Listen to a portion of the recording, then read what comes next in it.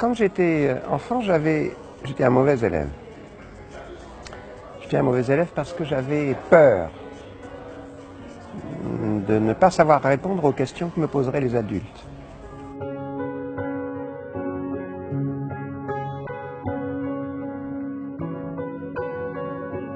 Et toute cette peur de l'enfance est devenue une connaissance. Et mon travail d'adulte, c'est de les guérir de cette peur. La réaction des adultes est toujours la même. Eux aussi ont peur. Ils ont peur que le fils ne réussisse jamais. Et les professeurs aussi ont peur.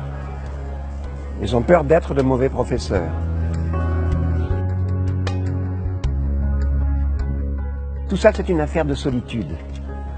Solitude de l'enfant, solitude du professeur, solitude des parents. Très bien. Il faut casser cette solitude. Pédagogiquement, comment tu casses la solitude? En créant des projets communs, où tout le monde est impliqué. Par exemple, pour l'école, un des projets communs, c'est le théâtre.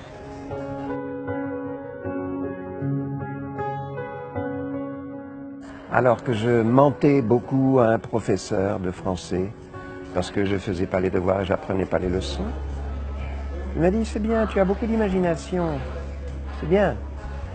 Maintenant, au lieu d'utiliser ton imagination à fabriquer du mensonge, écris-moi un roman. Donne-moi 10 pages par semaine. Je ne te donne plus de rédaction à faire, je ne te donne plus de leçons à prendre.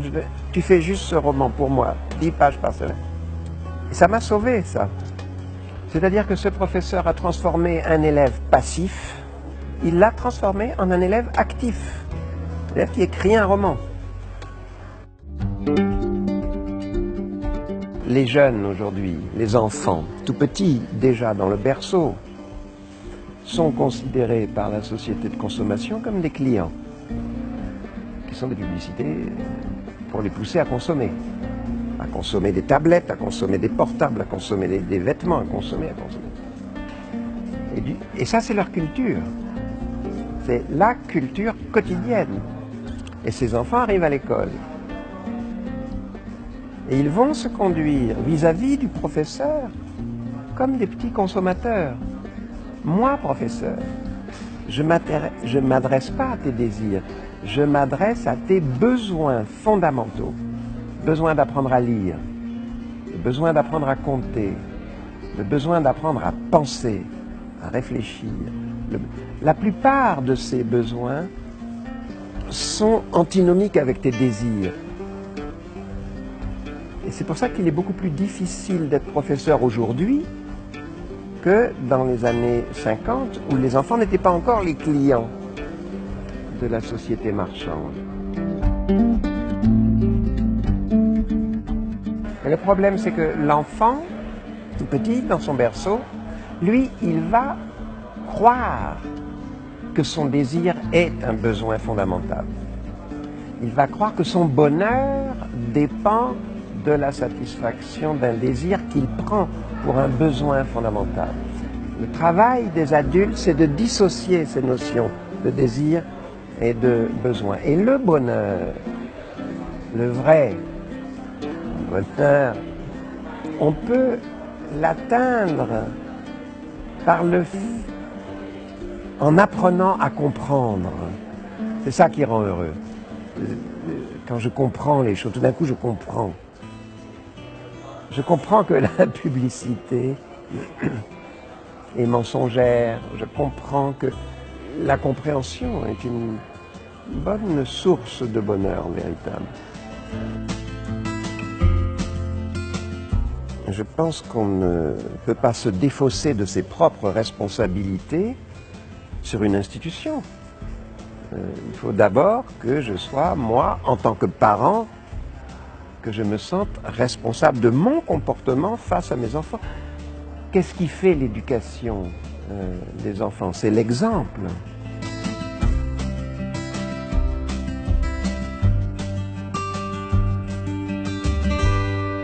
Il faut dire aux jeunes que contrairement à ce qu'on leur dit, l'amour rend intelligent. Au fond, tu as 3 types de personnes. Tu as les passeurs, tu as les gardiens du temple, ceux qui considèrent que ce qu'ils savent, c'est leur propriété privée, que les autres sont indignes de le savoir. Et puis la troisième catégorie, c'est ceux qui s'en foutent.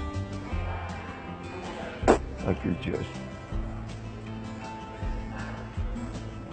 Donc le passeur, c'est celui qui prend en considération sa propre culture et qui sait que ça ne lui appartient pas, que ça peut faire le bonheur des autres. Si je t'emmène voir ce soir un film que j'ai adoré, tu vas être heureuse si toi aussi tu l'adores. C'est ça, déjà, être passeur. Mes enfants, c'est très simple. Ce que vous savez, ce que tu sais, ne t'appartient pas. Ce n'est pas ta propriété privée. Elle ne fait que passer à travers vous. Et une de votre raison d'être sur Terre, c'est de partager ça. Arrête d'avoir peur, sois curieux. Sois curieux. La curiosité est un bon remède contre la peur. Sois curieux, ouvre-toi, sois curieux, sois curieux. Oh oui, mais moi, la réalité me fait peur. La réalité te fait peur. Fais comme Juan, photographie-la. Je suis nul en anglais. Je suis nul en anglais.